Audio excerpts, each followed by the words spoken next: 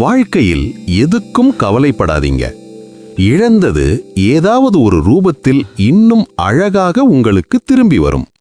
சொத்து, பணம், உறவுகள், வசதிகள், இழந்தது எதுவாக இருந்தாலும் கண்டிப்பாக திரும்பி வரும் என்று உறுதியோடு நம்புங்கள்.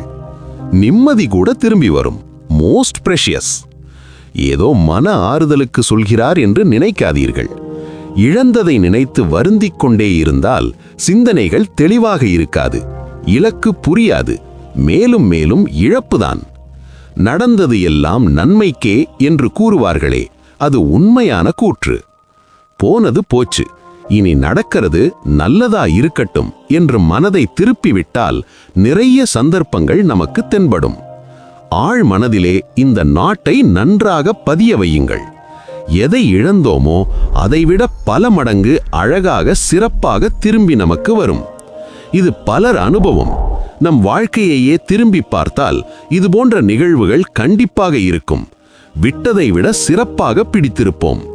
பாசிட்டிவ் திங்கிங் என்றும் சொல்லலாம். திரும்ப திரும்ப எண்ணும் எண்ணங்கள் செயலாக கண்டிப்பாக மலரும்.